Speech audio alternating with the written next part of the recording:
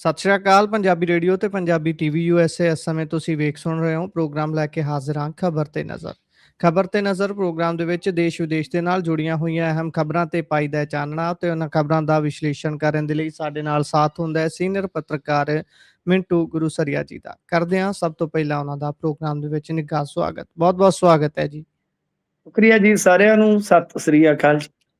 ਸਤਿ ਸ਼੍ਰੀ ਅਕਾਲ ਜੀ। ਅੱਜ ਦੇ ਪ੍ਰੋਗਰਾਮ ਦੇ ਸਪਾਂਸਰਸ ਦਾ ਕਰਦੇ ਚਲੀਏ। ਸਭ ਤੋਂ ਪਹਿਲਾਂ ਧੰਨਵਾਦ ਖਾਲਸਾ ਇੰਸ਼ੋਰੈਂਸ ਲੰਬੇ ਸਮੇਂ ਤੋਂ ਇੰਸ਼ੋਰੈਂਸ ਦੇ ਖੇਤਰ ਦੇ ਵਿੱਚ ਸੇਵਾਵਾਂ ਨਿਭਾ ਰਹੇ ਨੇ। ਤੁਸੀਂ ਵੀ ਸੰਪਰਕ ਕਰ ਸਕਦੇ ਹੋ। ਨੰਬਰ ਹੈ 408 272 2500। ਟਿਰਕਿਆਣਾ ਇਮੀਗ੍ਰੇਸ਼ਨ ਲਾ ਫਰਮ। ਜੇ ਟਿਰਕਿਆਣਾ ਹੁਣਾਂ ਨਾਲ ਸੰਪਰਕ ਕਰ ਸਕਦੇ ਹੋ ਕਿਸੇ ਵੀ ਤਰ੍ਹਾਂ ਦੀ ਇਮੀਗ੍ਰੇਸ਼ਨ ਦੇ ਬਾਬਤ ਸਲਾਹ ਮਸ਼ਵਰਾ ਕਰਨ ਦੇ ਲਈ। Krishan Dhanota Yuba City, Baljinder Singh Nijjar Woodland, GNLU ਵਾਲੇ ਟਰੱਕ ਵਾਸ਼ ਕਰਦੇ ਨੇ, ਆਇਲ ਚੇਂਜ ਕਰਦੇ ਨੇ। ਤੁਸੀਂ ਇਹਨਾਂ ਦੇ ਕੋਲੋਂ ਨਵੇਂ ਪੁਰਾਣੇ ਟਾਇਰ ਵੀ ਖਰੀਦ ਸਕਦੇ ਹੋ। ਲੋਕੇਸ਼ਨ ਸੈਂਟਾਨੇਲਾ ਦੀ ਹੈ। ਨਿੰਮਾ ਸਹੂਤਾ ਹੋਣਾ ਦਾ ਨੰਬਰ ਹੈ 209 277 0113। Jaswinder Singh Nagra, Roseville, Avtar Singh Sangha Yuba City, Baldev Singh Kang Yuba City. ਬਹੁਤ ਬਹੁਤ ਧੰਨਵਾਦ ਹੈ ਇਹਨਾਂ ਸਾਰੇ ਸਪਾਂਸਰਸ ਦਾ। ਰੁਕ ਕਰਦੇ ਹਾਂ ਖਬਰਾਂ ਦਾ। ਮਿੰਟੂ ਜੀ ਪਾਇਓ ਚਾਨਣਾ। ਇਹ ਮੁੱਖ ਮੰਤਰੀ ਮਾਨ ਦੀ ਜਿਹੜੀ ਵਿਵਾਦਿਤ ਵੀਡੀਓ ਹੈ, ਬੇਸ਼ੱਕ ਤੁਰੀ ਤਾਂ ਵੀਡੀਓ ਕਹਿੰਦੇ ਬਹੁਤ ਸਮੇਂ ਦੀ ਫਿਰਦੀ ਹੈ, ਪਰ ਜਦੋਂ ਤੋਂ ਜਥੇਦਾਰ ਸਾਹਿਬ ਨੇ ਇਸ ਦਾ ਨੋਟਿਸ ਲਿਆ ਉਸ ਤੋਂ ਬਾਅਦ ਅਕਾਲ ਤਖਤ ਸਾਹਿਬ ਤੋਂ ਫਰਮਾਨ ਹੋਏ ਤੇ ਹੁਣ ਲਗਾਤਾਰ ਮੁਸ਼ਕਲਾਂ ਵੱਧਦੀਆਂ ਹੀ ਜਾ ਰਹੀਆਂ ਮੁੱਖ ਮੰਤਰੀ ਸਾਹਿਬ ਦੀਆਂ। ਅੱਜ ਤਾਂ ਪੰਜਾਬ ਭਰ 'ਚ ਵੱਖ-ਵੱਖ ਥਾਈਂ ਪੁਤਲੇ ਫੂਕੇ ਗਏ ਨੇ। ਲਗਾਤਾਰ ਤਸਵੀਰਾਂ ਸਾਹਮਣੇ ਆ ਰਹੀਆਂ ਨੇ। ਬੇਸ਼ੱਕ ਸਪਸ਼ਟੀਕਰਨ ਮੁੱਖ ਮੰਤਰੀ ਹੋਣੀ ਦੇ ਦਿੱਤਾ ਹੈ, ਪਰ ਇਹ ਕਿੱਥੇ ਜਾ ਕੇ ਗੱਲ ਨਿਬੜੂ ਜੀ? ਇਹੀ ਨਹੀਂ ਗੁਰਪ੍ਰੀਤ, ਅੱਜ ਦੀ ਜੇ ਆਪਾਂ ਇੱਕ ਹੋਰ ਅਪਡੇਸ਼ਨ ਦਈਏ ਆਡੀਅנס ਨੂੰ, ਤਾਂ ਮਾਮਲਾ ਗਵਰਨਰ ਦੇ ਕੋਲ ਵੀ ਪਹੁੰਚ ਗਿਆ ਨਾ। ਸ਼ਿਕਾਇਤ ਗਈ ਆ ਤੇ ਅਸਤੀਫੇ ਦੀ ਮੰਗ ਜਿਹੜੀ ਆ ਉਹ ਤੇਜ਼ ਹੋ ਰਹੀ ਆ ਕਿ ਇਹਨਾਂ ਤੋਂ ਅਸਤੀਫਾ ਲੈ ਲਿਆ ਜਾਣਾ ਚਾਹੀਦਾ। ਦੇਖੋ ਗੁਰਪ੍ਰੀਤ, ਇਹ ਜਿਹੜੀ ਦਿੱਲੀ ਦੀ ਟੀਮ ਆ ਇਹ ਬੜੀ ਕਮਜ਼ੋਰ ਤੇ ਬੜੀ ਜ਼ਿਆਦਾ ਕਹਿ ਲਓ ਕਿ ਇੱਕ ਕੁਝ ਮਾਮਲਿਆਂ 'ਚ ਸੈਂਸਿਟਿਵ ਹੋ ਜਾਂਦੀ ਆ। ਮੈਨੂੰ ਲੱਗਦਾ ਹੈ ਕਿ ਮਾਨ ਸਾਹਿਬ ਜਿਹੜੇ ਜੇ ਜ਼ਿਆਦਾ ਉਲਝਦੇ ਰਹੇ ਤਾਂ ਕਿਤੇ ਦਿੱਲੀ ਦਾ ਸਪੋਰਟ, ਦਿੱਲੀ ਦਾ ਸਾਥ ਢਿੱਲਾ ਨਾ ਪੈ ਜਾਵੇ ਜੀ। ਇਹ ਬਹੁਤੀ ਦੇਰ ਨਿਭਦੇ ਨਹੀਂ ਹੈ। ਕੇਜਰੀਵਾਲ ਦਾ ਇਤਿਹਾਸ ਹੈ, ਕੇਜਰੀਵਾਲ ਦਾ ਰਿਕਾਰਡ ਆ, ਇਹ ਬਹੁਤਾ ਖੜਦੇ ਨਹੀਂ ਹੈ। ਤੋ ਮੇਰੇ ਖਿਆਲ ਦੇ ਨਾਲ ਇਹ ਹੁਣ ਭਗਵੰਤ ਮਾਨ ਜਾਂ ਭਗਵੰਤ ਮਾਨ ਦੇ ਜਿਹੜੇ ਸੰਗੀ ਸਾਥੀ ਆ ਉਹਨਾਂ ਨੂੰ ਸਮਝਣਾ ਪਵੇਗਾ ਕਿ ਇਹ ਗੱਲ ਅੱਗੇ ਤੋਂ ਅੱਗੇ ਤੁਰ ਰਹੀ ਹੈ। ਅੱਜ ਬੜਾ ਜ਼ੋਰ ਲੱਗਾ, ਜੇ ਤੁਸੀਂ ਵੇਖੋਗੇ ਤੇ ਹਰ ਦੂਜੀ ਤੀਜੀ ਪੋਸਟ ਮੈਂ ਦੇਖ ਰਿਹਾ ਸੀਗਾ ਕਿ ਮਾਨ ਦੇ ਸਮਰਥਨ ਦੇ ਵਿੱਚ ਵੀਡੀਓ ਦੀਆਂ ਤਕਨੀਕੀ ਖਾਮੀਆਂ ਲੱਭ ਕੇ ਪਾਈਆਂ ਜਾ ਰਹੀਆਂ ਸੀਗੀਆਂ। ਹਰ ਦੂਜੀ ਤੀਜੀ ਪੋਸਟ ਦੇ ਵਿੱਚ ਇਸ ਤਰ੍ਹਾਂ ਦੀਆਂ ਆਪਾਂ ਗੱਲਾਂ ਜਿਹੜੀਆਂ ਉਹ ਦੇਖ ਰਹੇ ਸਾਂ। ਤਾਂ ਕਹਿਣ ਦਾ ਭਾਵ ਇਹ ਆ ਕਿ ਇਹ ਹੁਣ ਬਹੁਤ ਲੇਟ ਲਤੀਫੀ ਹੋ ਗਈ। ਜਿਵੇਂ ਆਂਦੇ ਆ ਨਾ ਕਿ ਚਿੜੀਆਂ ਚੁਗ ਗਈਆਂ ਖੇਤ, ਤਾਂ ਅਬ ਪਛਤਾਏ ਕਿਆ ਹੋਤ। ਤਾਂ ਪਛਤਾਇਆ ਹੁਣ ਹੋਣਾ ਹੈ ਕਿ ਨਹੀਂ ਹੋਣਾ ਕੁਛ, ਪਰੰਤੂ ਲੇਟ ਲਤੀਫੀ ਤੇ ਹੋ ਗਈ। ਲੇਟ ਲਤੀਫੀ ਇਸ ਕਰਕੇ ਕਿ ਤੁਹਾਨੂੰ ਪਤਾ ਸੀ ਵੀਡੀਓ ਦਾ ਮਾਮਲਾ ਅਕਾਲ ਤਖਤ ਸਾਹਿਬ ਵਿਖੇ ਹੈ, ਤੁਹਾਨੂੰ ਪਤਾ ਸੀਗਾ ਕਿ ਵੀਡੀਓ ਹੈਗੀ ਆ। ਹੁਣ ਤਾਂ ਤੁਸੀਂ ਦੇਖੋ ਨਾ, ਇਹਨਾਂ ਦੇ ਇੱਕ ਸਾਥੀ ਹੈ ਜਿਹੜੇ ਕਿੰਗਰਾ ਸਾਹਿਬ, ਕਿਸੇ ਵੇਲੇ ਦੇ ਬੜੇ ਪੁਰਾਣੇ ਸਾਥੀ, ਹੁਣ ਤੇ ਉਹ ਕਾਂਗਰਸ 'ਚ ਚਲੇ ਗਏ, ਉਹ ਅਫਸਰ ਵੀ ਰਹੇ ਨੇ, ਉਹ ਅਫਸਰ ਵੀ ਰਹੇ ਨੇ, ਕਹ ਲਓ ਕੇਂਦਰੀ ਅਫਸਰ ਰਹੇ ਨੇ। ਉਹਨਾਂ ਨੇ ਤੇ ਇੱਕ ਗੱਲ ਕਹੀ ਆ ਕਿ ਮੈਨੂੰ ਅਮਰੀਕਾ ਦੇ ਨੰਬਰ ਤੋਂ ਇੱਕ ਸਾਬਕਾ ਮੁੱਖ ਮੰਤਰੀ ਦੇ ਭਾਣਜੇ ਨੇ 2020 ਦੇ ਵਿੱਚ ਫੋਨ ਕੀਤਾ ਸੀ। ਦੇਖੋ ਮੈਂ ਕੋਟ ਕਰ ਰਿਹਾ, ਆਪਦੇ ਕੋਲੋਂ ਨਹੀਂ ਜੀ। ਤੇ ਕਿੰਗਰਾ ਸਾਹਿਬ ਬੜੇ ਜ਼ਿੰਮੇਵਾਰ ਆਦਮੀ ਨੇ, ਫਰੀਦਕੋਟ ਤੋਂ ਨੇ। ਤੇ ਜਿਹੜੀਆਂ ਕਾਮਨਵੈਲਥ ਗੇਮਸ ਦੀਆਂ ਤਿਆਰੀਆਂ ਸੀ ਉਹਨਾਂ ਦੇ ਵਿੱਚ ਇਹਨਾਂ ਦੀ ਅਹਿਮ ਭੂਮਿਕਾ ਸੀ। ਇਹਨਾਂ ਨੇ ਪਹਿਲਾਂ ਹੀ ਕਲੇਮ ਕਰ ਦਿੱਤਾ ਸੀਗਾ ਕਿ ਇਹਦੇ 'ਚ ਕੋਈ ਘਪਲਾ ਨਹੀਂ ਹੈ। ਤਾਂ ਤੁਸੀਂ ਦੇਖਿਆ ਹੋਣਾ ਕਿ ਉਹ ਮਾਮਲਾ ਵਾਕਿਆ ਹੀ ਬੇਦਾਗ ਨਿਕਲਿਆ, ਉਹਦੇ 'ਚ ਕੋਈ ਦਾਗ ਨਹੀਂ ਸੀਗਾ। ਤਾਂ ਇਹਨਾਂ ਨੇ ਫਿਰ ਰਿਟਾਇਰਮੈਂਟ ਉਪਰੰਤ ਆਮ ਆਦਮੀ ਪਾਰਟੀ ਜੁਆਇਨ ਕਰ ਲਈ, ਔਰ ਇਹ ਮੋਢੀਆਂ ਦੇ ਵਿੱਚੋਂ ਇੱਕ ਤੇ ਬੜੇ ਕਹਿ ਲਓ ਕਿ ਧਾਕੜ ਬੰਦਿਆਂ ਚੋਂ ਇੱਕ ਸਨ ਉਸ ਵੇਲੇ। ਫਿਰ ਉਹ ਕਾਂਗਰਸ ਜੁਆਇਨ ਕਰ ਗਏ।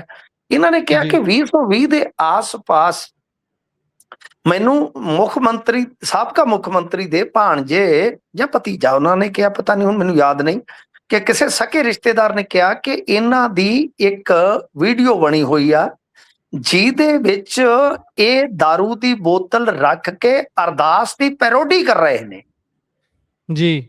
ਜਿਸ ਵੇਲੇ ਇਹ ਮੈਂਬਰ ਪਾਰਲੀਮੈਂਟ ਸਨ, ਤੇ ਨਾਲ ਉਹਨਾਂ ਨੇ ਕਿਹਾ ਕਿ ਉਸ ਵੇਲੇ ਇੱਕ ਹੋਰ ਕਾਂਗਰਸੀ ਐਮਪੀ ਵੀ ਮੌਜੂਦ ਸੀ। ਹੁਣ ਉਸ ਵੇਲੇ ਕਾਂਗਰਸੀ ਐਮਪੀ ਇਸ਼ਾਰਾ ਤੇ ਕਿਤੇ ਨਾ ਕਿਤੇ ਉਸ ਐਮਪੀ ਵਾਲੇ ਆ ਜਿਹੜਾ ਕਾਂਗਰਸ ਨੂੰ ਛੱਡ ਕੇ ਚਲਾ ਗਿਆ ਤੇ ਜਿਹਦੀ ਬਹੁਤ ਗੋਡੀ ਯਾਰੀ ਸੀ, ਪਰ ਉਹਨਾਂ ਨੇ ਨਾਮ ਨਹੀਂ ਲਿਆ। ਉਹ ਕਹਿੰਦੇ ਕਿ ਮੈਂ ਪ੍ਰਤਾਪ ਸਿੰਘ ਬਾਜਵਾ ਨੂੰ ਇਹ ਗੱਲ ਦੱਸ ਦਿੱਤੀ ਸੀ ਕਿ ਉਹ ਜਿਹੜਾ ਸਾਬਕਾ ਐਮਪੀ ਆ ਕਾਂਗਰਸੀ, ਮਤਲਬ ਕਿ ਉਸ ਵੇਲੇ ਤਾਂ ਕਾਂਗਰਸ ਦੇ ਵਿੱਚ ਹੀ ਸੀ, ਕਿ ਇਹਦੇ ਕੋਲੋਂ ਵੀਡੀਓ ਲੈ ਲਓ, ਆਪਾਂ ਚੰਗੇ ਰਹਾਂਗੇ।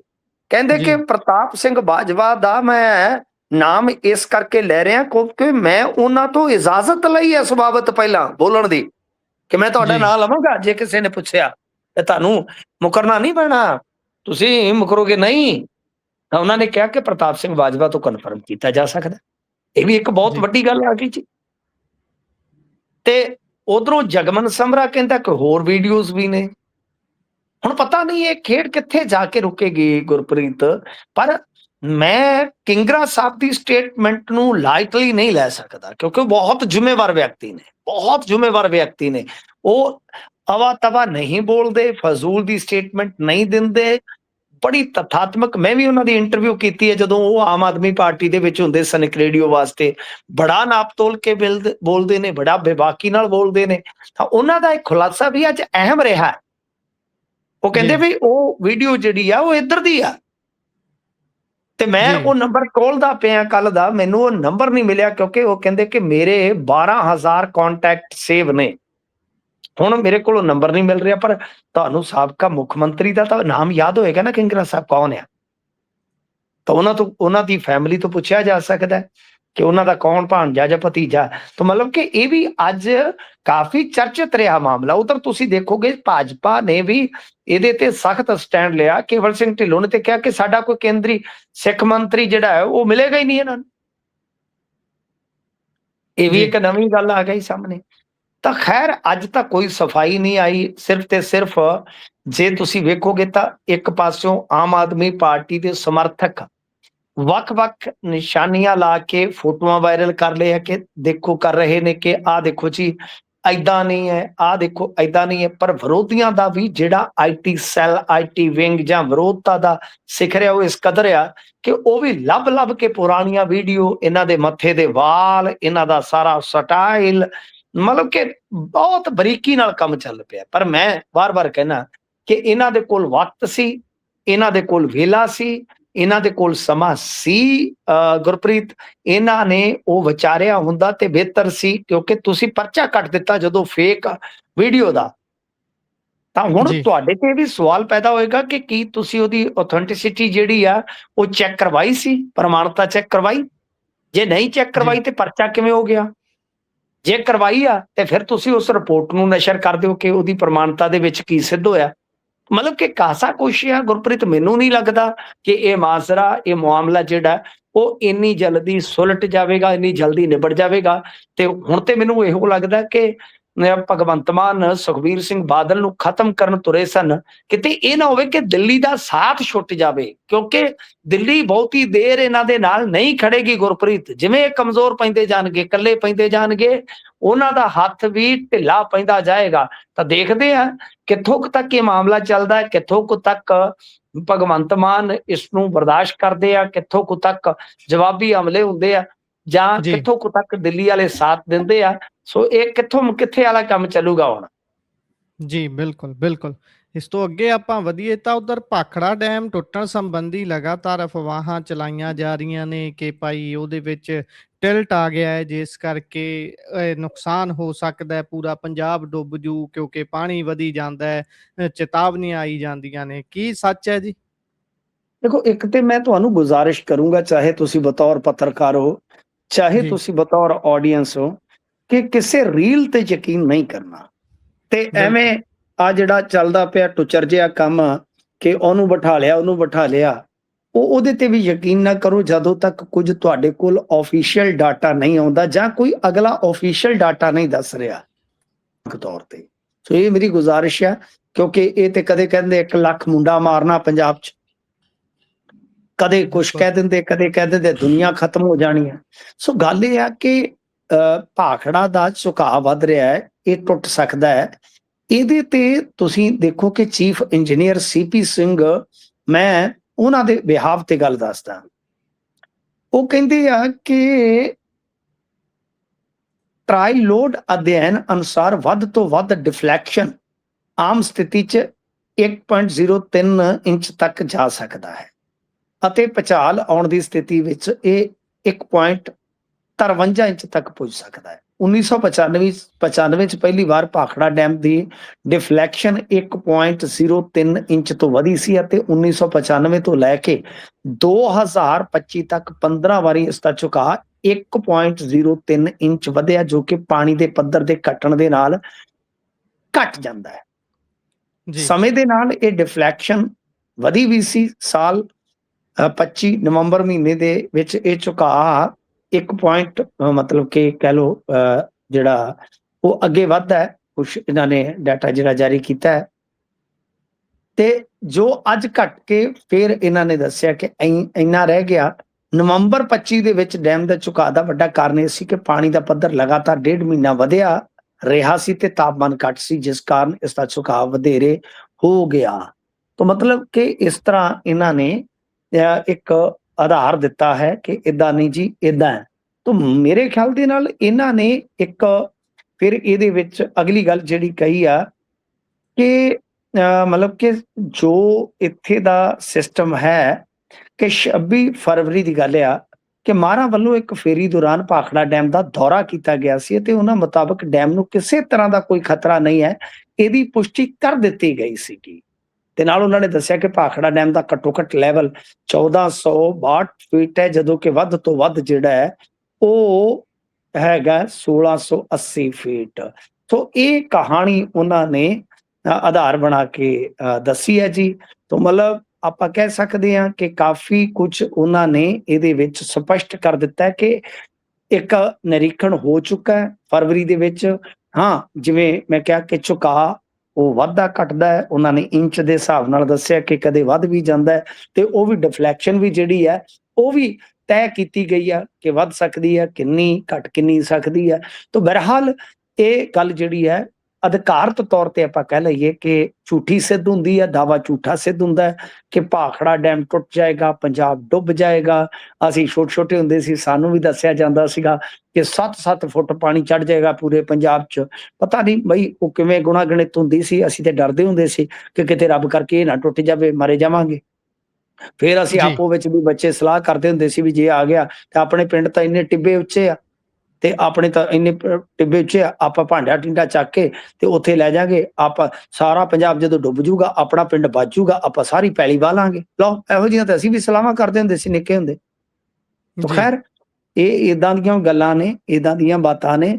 ਬਹਰਹਾਲ ਆਫੀਸ਼ੀਅਲੀ ਇਸ ਦਾਅਵੇ ਨੂੰ ਨਕਾਰ ਰਹੇ ਨੇ ਜਿਹੜੇ ਇਹਨਾਂ ਦੇ ਕਹਿ ਲਓ ਕਿ ਬਹੁਤ ਵੱਡੇ ਐਕਸਪਰਟ ਨੇ। CP Singh ji chief engineer, ਉਹਨਾਂ ਨੇ ਡਿਨਾਈ ਕੀਤਾ ਇਹਨਾਂ ਦਾਅਵਿਆਂ ਨੂੰ ਜੀ।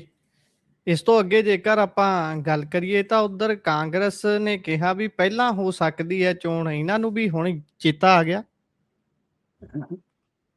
ਦੇਖੋ ਗੁਰਪ੍ਰੀਤ, ਗੱਲ ਇਹ ਆ ਕਿ ਅੱਜ ਬਾਜਵਾ ਸਾਹਿਬ, ਤੁਹਾਨੂੰ ਪਤਾ ਵੈਸੇ ਤੁਸੀਂ ਵਾਕਿਆ ਇੱਕ ਬੜਾ ਸੋਹਣਾ ਸ਼ਬਦ ਇਸਤੇਮਾਲ ਕੀਤਾ ਕਿ ਇਹਨਾਂ ਨੂੰ ਚੇਤਾ ਆ ਗਿਆ। ਉਹ ਚੇਤਾ ਤੇ ਹੁੰਦਾ ਪਰ ਇਹਨਾਂ ਨੂੰ ਬੋਲਣ ਦਾ ਟਾਈਮ ਹੀ ਨਹੀਂ ਲੱਗਦਾ। ਅੱਜ ਕੱਲ ਤੇ ਦਿੱਲੀ ਬੈਠੇ ਹੁੰਦੇ ਆ, ਉਹ ਪਤਾ ਨਹੀਂ ਚਾਹ ਦੇ ਨਾਲ ਕੀ ਖਵਾਉਂਦੇ ਆ। ਉਹ ਕਿਹੜੇ ਸੱਜਣ ਤੋਂ ਜਲੇਬੀਆਂ ਖਾਂਦੀ ਤੇ ਬੜਾ ਮਿੱਠਾ ਬੋਲਦੀ, ਬਈ ਹੁਣ ਪਤਾ ਨਹੀਂ ਕੀ ਚਾਹ ਦੇ ਨਾਲ ਜਲੇਬ ਖਵਾਉਂਦੇ ਆ ਦਿੱਲੀ ਵਾਲੇ। ਇਹ ਤਾਂ ਭੱਜ ਭੱਜ ਕੇ ਦਿੱਲੀ ਜਾਂਦੇ ਨੇ, ਅੱਜ ਵੀ ਦਿੱਲੀ ਸਨ। ਤੇ ਦਿੱਲੀ ਦੇ ਵਿੱਚ ਇਹਨਾਂ ਦੇ ਮੰਥਨ ਚਿੰਤਨ ਬਿਲਕੁਲ ਇਸ ਤਰ੍ਹਾਂ ਕਹਿ ਲਈਏ ਆਪਾਂ ਕਿ ਹੁਣ ਗੁਰਪ੍ਰੀਤ ਆਖਰੀ ਪੜਾਅ ਤੇ ਨੇ।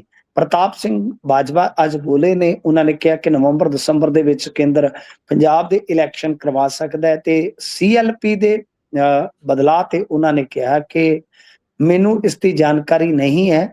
ਇੱਕ ਮੰਚ ਤੇ ਪੂਰੀ ਲੀਡਰਸ਼ਿਪ ਆ, ਮਤਲਬ ਕਿ ਉਹਨਾਂ ਨੇ ਸਾਫ਼ ਕਰ ਦਿੱਤਾ ਕਿ ਦੇਖੋ ਕੀ LOP ਯਾਨੀ ਇਹ ਜਿਹੜਾ ਕੋਈ ਲੀਡਰ ਹੈ ਆਪੋਜੀਸ਼ਨ ਦਾ, ਉਹਦਾ ਕੋਈ ਬਦਲਾਅ ਹੋਣ ਜਾ ਰਿਹਾ। ਤਾਂ ਉਹਨਾਂ ਨੇ ਕਿਹਾ ਕਿ ਮੈਨੂੰ ਇਸ ਬਾਬਤ ਕੋਈ ਜਾਣਕਾਰੀ ਨਹੀਂ ਹੈ। ਹਾਂ, ਮੀਟਿੰਗ ਦੇ ਵਿੱਚ ਵਿਚਾਰਾਂ ਦਾ ਆਦਾਨ ਪ੍ਰਦਾਨ ਹੋਇਆ ਤੇ ਮੈਂ ਤੇ ਤੁਹਾਨੂੰ ਸਿਰਫ ਇਹਦੀ ਕੋਈ ਹੀ ਜਾਣਕਾਰੀ ਦੱਸ ਸਕਦਾ ਹਾਂ। ਤੇ ਗੱਲ ਇਹ ਆ ਕਿ ਕਾਂਗਰਸ ਦੀ ਬਿਹਤਰੀ ਲਈ ਚਰਚਾ ਜਿਹੜੀ ਹੋਈ ਆ ਉਹ ਸਭ ਤੋਂ ਕ੍ਰੂਸ਼ਲ ਆ। ਸਮਾਂ ਥੋੜਾ ਰਹਿ ਗਿਆ ਬਈ, ਪਤਾ ਲੱਗਿਆ ਕਿ ਕੇਂਦਰ ਸਰਕਾਰ ਜਿਹੜੀ ਆ ਉਹ ਵਕਤ ਤੋਂ ਪਹਿਲਾਂ ਇਲੈਕਸ਼ਨ ਕਰਵਾ ਸਕਦੀ ਆ। ਅੱਛਾ, 1 to 1 ਵੀ ਉੱਥੇ ਮੀਟਿੰਗ ਚੱਲ ਰਹੀ ਆ।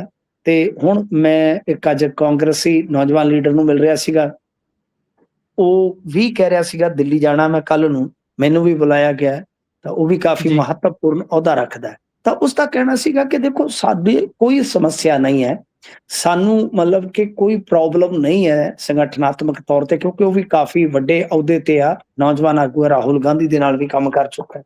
ਉਸਨੇ ਕਿਹਾ ਕਿ ਜੀ ਸਮੱਸਿਆ ਸਿਰਫ ਹੈਗੀ ਆ ਸੋਸ਼ਲ ਇੰਜੀਨੀਅਰਿੰਗ ਦੇ ਵਿੱਚ, ਜੋ ਸਾਡਾ ਕਹਿ ਲਓ ਕਿ ਧਰਮ ਤੇ ਜਾਤ ਦਾ ਸਮੀਕਰਨ ਫਿੱਟ ਬੈਠਣਾ ਹੈ ਕਿ ਜੀ ਹਿੰਦੂ ਨੂੰ ਕਿੱਥੇ ਲਾਇਆ ਜਾਵੇ, ਜੱਟ ਸਿੱਖ ਨੂੰ ਕਿੱਥੇ ਲਾਇਆ ਜਾਵੇ। ਰਾਜਾ ਵੜਿੰਗ ਨੂੰ ਜੇਕਰ ਲਾਇਆ ਜਾਂਦਾ ਹੈ, ਉਸਨੇ ਜੋ ਮੈਨੂੰ ਦੱਸਿਆ ਕਿ ਰਾਜਾ ਵੜਿੰਗ ਤਿਆਰ ਨੇ, ਜੇਕਰ ਲਾਇਆ ਜਾਂਦਾ ਹੈ ਤਾਂ ਉਹਨਾਂ ਨੂੰ ਨਾਲ ਦੀ ਨਾਲ AICC ਦੇ ਵਿੱਚ, ਆਲ ਇੰਡੀਆ ਕਾਂਗਰਸ ਕਮੇਟੀ ਦੇ ਵਿੱਚ ਸ਼ਾਮਲ ਕਰ ਲਿਆ ਜਾਏਗਾ।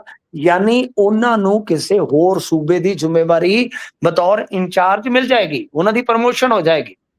ਰਾਜਾ ਜੀ ਵੜਿੰਗ ਦੀ ਫੀਡਬੈਕ, ਉਹ ਕਹਿੰਦੇ ਕਿ ਕੰਮ ਪਾਰੋਂ ਮਾੜੀ ਨਹੀਂ ਹੈ, ਕੰਮ ਪਾਰੋਂ ਮਾੜੀ ਨਹੀਂ ਹੈ, ਬਸ ਇਹ ਆ ਕਿ ਉਹਨਾਂ ਦਾ ਜਿਹੜਾ ਕੁਝ ਵਿਵਾਦਤ ਬੋਲ ਬੁਲਾਰਾ, ਤੇ ਇਸ ਤੋਂ ਇਲਾਵਾ ਜੋ ਜਿਵੇਂ ਅਸੀਂ ਉਹ ਸੋਸ਼ਲ ਇੰਜੀਨੀਅਰਿੰਗ ਫਿੱਟ ਬਿਠਾਉਣੀ ਹੈ, ਉਹਦੇ ਵਿੱਚ ਕਿਤੇ ਨਾ ਕਿਤੇ ਪ੍ਰੋਬਲਮ ਹੈ। ਜੱਟ, ਹਿੰਦੂ, SC ਕੁਝ ਚਿਹਰੇ ਫਿੱਟ ਕਰਨੇ, ਤਾਂ ਉੱਥੇ ਪ੍ਰੋਬਲਮ ਜ਼ਰੂਰ ਆ। ਰਾਜਾ ਵੜਿੰਗ ਉੱਥੇ ਥੋੜਾ ਜਿਹਾ ਕਹਿ ਲਓ ਕਿ ਬੈਕਫੁੱਟ ਤੇ ਚਲੇ ਜਾਂਦੇ ਆ। ਤਾਂ ਰਾਜਾ ਵੜਿੰਗ ਬਾਰੇ ਵੀ ਉਹਨਾਂ ਨੇ ਮੇਰੇ ਨਾਲ ਖੁੱਲ ਕੇ ਗੱਲ ਕੀਤੀ ਹੈ।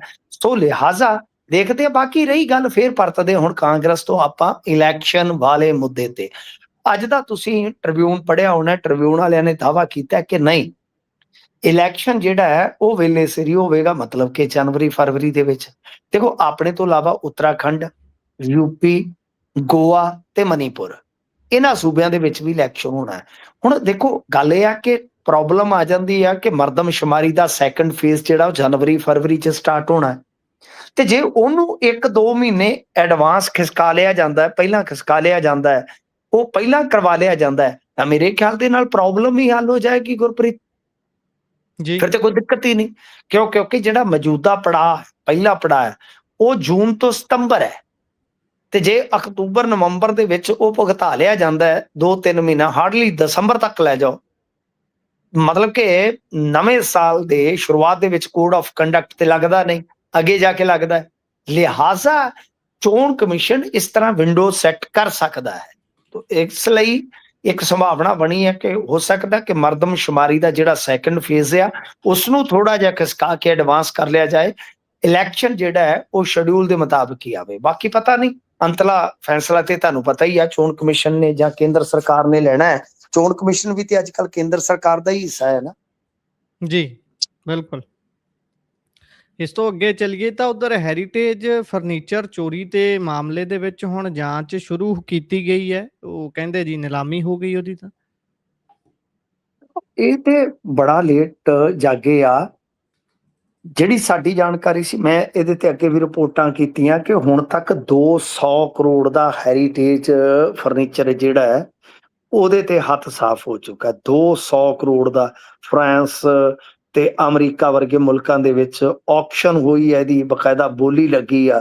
ਤੇ ਲੀ ਕਾਰਬੂਜ਼ੀਅਨ ਜਾਂ ਜਿਹੜਾ ਉਹ ਇੱਕ ਹੋਰ ਹੁੰਦਾ ਸੀਗਾ ਡਿਜ਼ਾਈਨਰ, ਜਿਸ ਨੇ ਚੰਡੀਗੜ੍ਹ ਨੂੰ ਡਿਜ਼ਾਈਨ ਕੀਤਾ, ਇੱਕ ਮਾਡਲ ਬਣਾ ਦਿੱਤਾ ਪੂਰੀ ਦੁਨੀਆ ਦੇ ਵਿੱਚ, ਤਾਂ ਉਹਨਾਂ ਨੇ ਹੀ ਫਰਨੀਚਰ ਵੀ ਤਾਂ ਡਿਜ਼ਾਈਨ ਕੀਤਾ ਸੀਗਾ ਨਾ। ਫਰਨੀਚਰ ਦੀ ਵੀ ਵਿਰਾਸਤ ਆ, ਚਾਹੇ ਉਹ PU ਦਾ ਹੋਵੇ, ਚਾਹੇ ਵਿਧਾਨ ਸਭਾ ਦਾ ਹੋਵੇ। ਤਾਂ ਗੱਲ ਇਹ ਆ ਕਿ ਉਹ ਜਿਹੜੇ ਦੂਸਰਾ ਸਾਥੀ ਸੀ ਲੀ ਕਾਰਬੂਜ਼ੀਅਨ ਦਾ, ਤਾਂ ਉਹਦਾ ਨਾਂ ਸ਼ਾਇਦ ਜੈਨੇਟ ਸੀ, ਕੁਛ ਐਸਾ ਨਾਮ ਸੀ, ਤੁਸੀਂ ਗੂਗਲ ਕਰ ਲੈਣਾ, ਪਿਆਰੇ ਜੈਨੇਟ ਕੁਛ ਐਸਾ ਨਾਮ ਸੀਗਾ, ਜੇ ਮੈਂ ਗਲਤ ਨਹੀਂ ਆ। ਇਹਨਾਂ ਨੇ ਸਾਰਾ ਉਹ ਡਿਜ਼ਾਈਨ ਕੀਤਾ ਹੋਇਆ ਸੀਗਾ। ਤਾਂ ਉਹ ਵਿਰਾਸਤੀ ਫਰਨੀਚਰ ਅੱਜ ਦਾ ਨਹੀਂ ਸਾਹਿਬ, ਉਹ ਤੇ ਕਈ ਸਾਲਾਂ ਦਾ ਜਾ ਰਿਹਾ ਬਾਹਰ।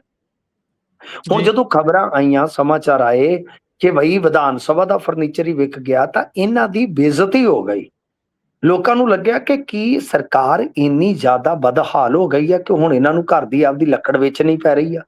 ਤੁਹਾਨੂੰ ਪਤਾ ਹੀ ਹੈ ਨਾ, ਜੀ ਇੱਕ ਵਾਰੀ ਇੱਕ ਕੋਠੀ ਫਗਵਾੜੇ ਦੇ ਲਾਗੇ ਕਿੰਨੀ ਵਾਇਰਲ ਹੋਈ ਸੀਗੀ, ਜਿੱਥੇ ਉਹ ਮਨੁੱਖਤਾ ਦੀ ਸੇਵਾ ਵਾਲੇ ਗਏ ਸਨ, ਕਿ ਉਹ ਜੀ ਜਦੋਂ ਦੋ ਭਰਾ ਸੀ ਸਕੇ, ਯਾਦ ਆ ਤੁਹਾਨੂੰ ਗੁਰਪ੍ਰੀਤ?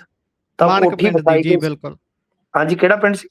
ਮਾਣਕ ਪਿੰਡ ਮਾਨਕ। ਹਾਂਜੀ, ਤਾਂ ਜੀ ਉੱਥੇ ਤੁਸੀਂ ਦੇਖਿਆ ਹੋਣਾ ਕਿ ਕੋਠੀ ਨੂੰ ਕੁਝ ਛੱਡਿਆ ਹੀ ਨਹੀਂ ਸੀ, ਲੋਹਾ ਤੱਕ ਕੱਢ ਲਿਆ ਸੀ ਦੋਨਾਂ ਭਰਾਵਾਂ ਨੇ, ਤੇ ਉਹਨਾਂ ਨੂੰ ਫਿਰ ਬਿਲਕੁਲ ਫੜਿਆ ਸੀ, ਮੁੜ ਕੇ ਉਹ ਅੱਛੀ ਹਾਲਤ ਦੇ ਵਿੱਚ ਵੀ ਆਏ ਸਨ।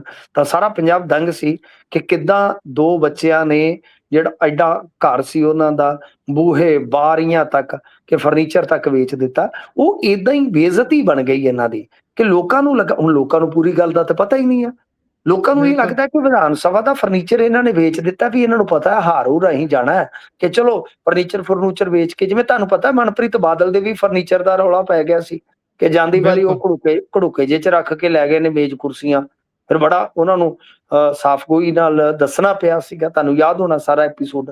ਸੋ ਇਸ ਕਰਕੇ ਹੂੰ ਜਦੋਂ ਇਹਨਾਂ ਨੇ ਵੇਖਿਆ, ਤਾਂ ਫਿਰ ਵਿਧਾਨ ਸਭਾ ਦੀ ਇੱਕ ਕਮੇਟੀ ਬਿਠਾ ਦਿੱਤੀ, ਹੁਣ ਉਹਨੇ ਜਾਂਚ ਸ਼ੁਰੂ ਕਰ ਦਿੱਤੀ ਹੈ ਗੁਰਪ੍ਰੀਤ। ਦੇਖਦੇ ਆ, ਜੀ ਪਰ ਵੇਲੇ ਸਿਰ ਜੇ ਜਾਗਦੇ, ਵਕਤ ਰਹਿੰਦੇ ਆ ਜਾਗਦੇ, ਤੇ ਮੇਲਾ ਨਾ ਲੁੱਟਿਆ ਜਾਂਦਾ।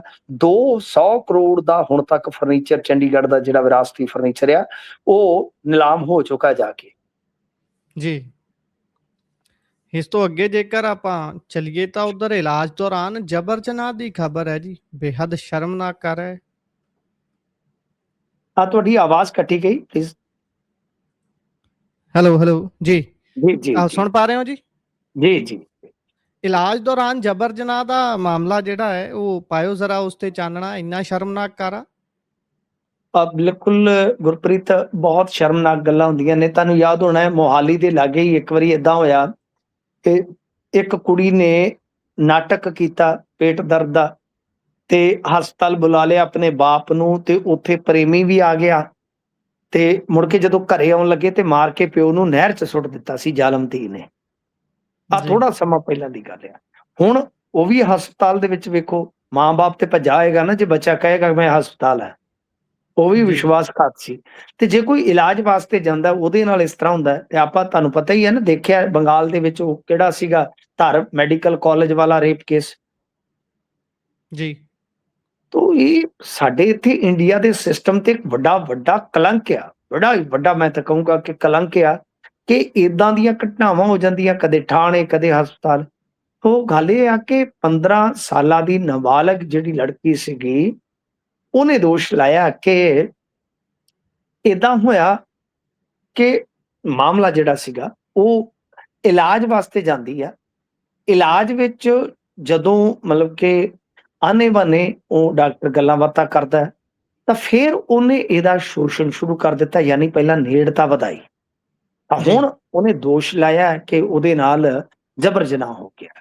ਤਾਂ ਯਾਨੀ ਇਲਾਜ ਦੇ ਬਹਾਨੇ ਉਸ ਡਾਕਟਰ ਨੇ ਨੇੜਤਾ ਵਧਾਈ ਬੱਚੀ ਦੇ ਨਾਲ, ਫਿਰ ਉਹਨੇ ਬੱਚੀ ਦੇ ਨਾਲ ਗਲਤ ਕੰਮ ਕੀਤਾ, ਤੇ ਹੁਣ ਉਹਦੀ ਡਾਕਟਰ ਦੀ ਜਿਹੜੀ ਵਾਜ਼ਬੀਅਤ ਹੈ, ਯਾਨੀ ਕਲੀਨਿਕ ਦਾ ਜਿਹੜਾ ਉਹਦਾ ਰਿਕਾਰਡ ਆ, ਉਹ ਵੀ ਖੰਗਾਲਿਆ ਜਾ ਰਿਹਾ ਕਿ ਕੀ ਉਹਦੇ ਕੋਲ ਜਾਇਜ਼ ਡਿਗਰੀ ਸੀ ਜਾਂ ਡਿਗਰੀ ਵੀ ਕਾਉਂਸਲ ਸੀ।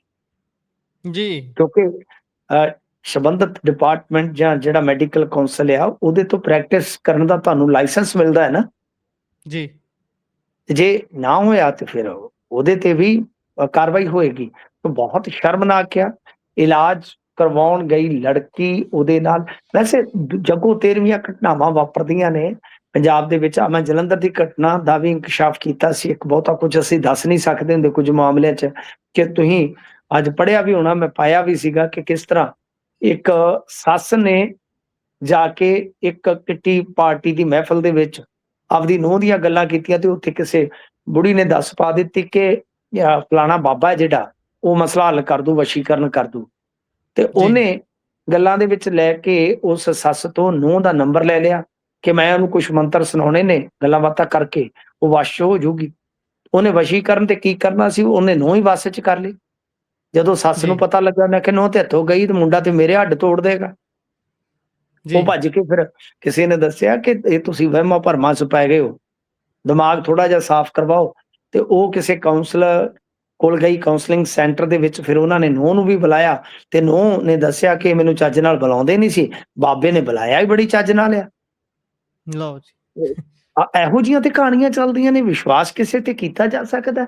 ਸੋ ਇਸ ਵਾਸਤੇ ਸ਼ਰਮਨਾਕ ਗੱਲ ਇਹ ਆ ਕਿ ਇਲਾਜ ਵਾਸਤੇ ਜਾਂਦੀ ਬੱਚੀ ਦਾ ਸ਼ੋਸ਼ਣ ਹੋਇਆ ਤੇ ਇਸ ਸ਼ੋਸ਼ਣ ਤੋਂ ਅੱਗੇ ਦੀ ਕਹਾਣੀ ਹੁਣ ਇਹ ਸਵਾਲਾਂ ਦੇ ਘੇਰੇ ਦੇ ਵਿੱਚ ਆ ਕਿ ਕੀ ਉਹਦੇ ਕੋਲ ਜਾਇਜ਼ ਡਿਗਰੀ ਸੀ ਵੀ ਕਿ ਉਹ ਡਾਕਟਰ ਵੀ ਫੇਕ ਹੀ ਸੀ, ਫਰਜ਼ੀ ਸੀ। ਜੀ ਬਿਲਕੁਲ। ਅੱਗੇ ਵਧੀਏ ਤਾਂ ਉਧਰ ਕਮਜ਼ੋਰ ਮੌਨਸੂਨ ਨੇ ਸਾਹ ਸੁਕਾਏ ਹੋਏ ਨੇ, ਉਧਰੋਂ ਅਲਨੀਨੋ ਦੱਸੀ ਜਾਂਦੇ ਨੇ ਵੀ ਅਲਨੀਨੋ ਪ੍ਰਭਾਵ ਪੈਣਾ, ਇਹੀ ਹੈ ਉਹ ਸਾਰਾ ਕੁਝ। ਹਾਂਜੀ ਦੇਖੋ, ਹੁਣ ਔਖਾ ਹੋ ਜਾਣਾ ਆਉਣ ਵਾਲੇ ਸਮੇਂ ਦੇ ਵਿੱਚ। ਇੰਡੀਆ ਦੇ ਵਿੱਚ ਪ੍ਰਧਾਨ ਮੰਤਰੀ ਨਰਿੰਦਰ ਮੋਦੀ 2014 ਚ ਗੱਦੀ ਤੇ ਬਹਿੰਦੇ ਨੇ। ਉਸ ਤੋਂ ਬਾਅਦ ਨੋਟਬੰਦੀ ਦਾ ਇਹਨਾਂ ਨੇ ਉਹ ਡਿਸੀਜਨ ਲਿਆ, GST, ਕਰੋਨਾ, ਉਸ ਤੋਂ ਬਾਅਦ ਜੰਗਾਂ ਤੇ ਉਸ ਤੋਂ ਬਾਅਦ ਹੁਣ ਮੌਨਸੂਨ ਦੀ ਵਾਰੀ ਹੈ। ਤਾਂ ਇਹਦਾ ਮਤਲਬ ਇਹ ਆ ਕਿ ਇਕੋਨਮੀ ਨੂੰ ਸਾਹ ਆਉਣਾ ਔਖਾ ਹੋ ਜਾਊਗਾ, ਕਿਉਂਕਿ ਜਦੋਂ ਅਲ ਨੀਨੋ ਦਾ 2015 ਚ ਪ੍ਰਭਾਵ ਪਿਆ ਸੀ, ਮੈਂ ਅੱਗੇ ਵੀ ਦੱਸਿਆ ਕਿ ਮੱਕੀ ਤੇ ਝੋਨੇ ਦਾ ਉਤਪਾਦਨ ਘਟ ਗਿਆ ਸੀਗਾ, ਪ੍ਰੋਡਕਟਿਵਿਟੀ ਘਟ ਗਈ ਸੀ, ਪ੍ਰੋਡਕਸ਼ਨ ਘਟ ਗਈ ਸੀ ਜੀ। ਹੁਣ ਜਿਹੜਾ IMD ਆ ਉਹਨੇ ਅੱਜ ਡਾਟਾ ਪੇਸ਼ ਕੀਤਾ ਕਿ ਦੇਸ਼ ਦੇ 723 ਜ਼ਿਲ੍ਹਿਆਂ ਦੇ ਵਿੱਚ ਸਿਰਫ 103 ਜ਼ਿਲ੍ਹਿਆਂ ਦੇ ਵਿੱਚ ਹੀ ਜੋ ਚਾਹੀਦੀ ਹੁੰਦੀ ਹੈ, ਜਿੰਨੀ ਚਾਹੀਦੀ ਹੁੰਦੀ ਹੈ ਬਰਾਬਰ ਉਨੀ ਬਾਰਿਸ਼ ਹੋਈ ਆ, ਯਾਨੀ ਦੇਸ਼ ਦੇ 40% ਹਿੱਸੇ ਦੇ ਵਿੱਚ ਜੋ ਆਮ ਬਾਰਿਸ਼ ਹੁੰਦੀ ਹੈ ਉਹਦੇ ਤੋਂ ਘੱਟ ਹੋਈ ਆ। ਤੇ ਇਸੇ ਦੀ ਮੁੱਖ ਵਜ੍ਹਾ ਬੰਗਾਲ ਦੀ ਖਾੜੀ ਦੇ ਵਿੱਚ ਮਜ਼ਬੂਤ ਲੋ ਪ੍ਰੈਸ਼ਰ ਏਰੀਆ ਨਾ ਬਣਨਾ ਹੈ। 4 ਜੂਨ ਨੂੰ ਕੇਰਲ ਦੇ ਵਿੱਚ ਦਸਤਕ ਦੇਣ ਤੋਂ ਬਾਅਦ ਜਿਹੜਾ ਮਾਨਸੂਨ ਆ ਉਹ ਰੁੱਸ ਕੇ ਬਹਿ ਗਿਆ ਫੁੱਫੜ ਵਾਂਗੂ, ਕਾਂ ਤੁਰ ਹੀ ਨਹੀਂ ਰਿਹਾ। ਤਾਂ ਇਹ ਚੀਜ਼ਾਂ ਜਿਹੜੀਆਂ ਨੇ ਹੁਣ ਡਰਾ ਰਹੀਆਂ ਨੇ ਬਈ ਕਿਸੇ ਪਾਸੇ ਆਪਾਂ ਨੂੰ ਜੋ ਮੀਂਹ ਇਸ ਵੇਲੇ ਮਿਲ ਰਿਹਾ ਹੈ ਉਹ WD ਤੋਂ ਮਿਲ ਰਿਹਾ, ਵੈਸਟਰਨ ਡਿਸਟਰਬੈਂਸ ਜਿਹੜੀ ਹੁੰਦੀ ਹੈ ਉਹਦੇ ਤੋਂ ਮਿਲ ਰਿਹਾ ਹੈ ਗੁਰਪ੍ਰੀਤ। ਤੇ ਜ਼ਿਆਦਾਤਰ ਜਗ੍ਹਾ ਤੇ ਦੱਸਦੇ ਨੇ ਕਿ ਬਾਰਿਸ਼ ਨਾ ਹੋਣ ਦੀ ਸੰਭਾਵਨਾ ਹੈ, ਇਸੇ ਕਰਕੇ ਜ਼ਿਆਦਾਤਰ ਰਾਜਾਂ ਦੇ ਵਿੱਚ ਬਾਰਿਸ਼ ਜਿਹੜੀ ਹੈ ਉਹ ਦਿਖਾ ਰਹੇ ਨੇ ਕਿ ਘੱਟ ਹੋਈ ਹੈ ਤੇ ਅੱਗੇ ਵੀ ਬਾਰਿਸ਼ ਘੱਟ ਰਹਿਣ ਦੀ ਸੰਭਾਵਨਾ ਹੈ।